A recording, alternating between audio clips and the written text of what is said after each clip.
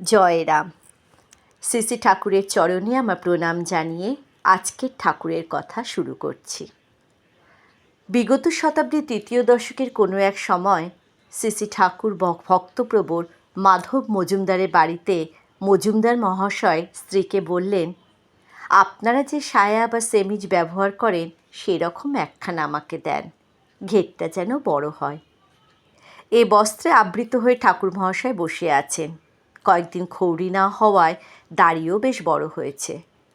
ঠাকুরগত প্রাণ বিধুভূষণ বসু মহাশয় এসে এইরূপ দেখে একখানা আলখাল্লা বানিয়ে দেবার অনুমতি প্রার্থনা করলেন। ঠাকুর স্বয়ং কাপড় পছন্দ করলেন। গুরুনিষ্ঠ ভক্ত অক্ষয় কুমার মজুমদার নিজে আলখাল্লাটি সেলাই করে দিলেন। ঠাকুর কাছাহীন বস্ত্র আর আলখাল্লাটি পরে বসে থাকতেন। ভক্তি কাঙাল নগেন মজুমদারের বাড়িতে ঠাকুর ওই পোশাকে বসে আছেন। দর্শন অভিলাষী হয়ে ডাক্তার যতীন্দ্রমোহন দাশগুপ্ত সস্ত্রীক আসলেন। ডাক্তারবাবু সহধর্মিণী মানস নলিনী দেবী সত্যপীর বেশধারী ঠাকুরকে দেখে ভাবাবেগে স্বামীকে বললেন, এই বেশে ঠাকুরে একখানা ছবি রাখলে ভালো হয়। অন্তর্যামী ঠাকুর বললেন ফটোগ্রাফার আনেন। ফটো তোলা হলো।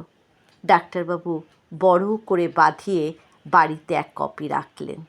জয় রাম, জয় গোবিন্দ।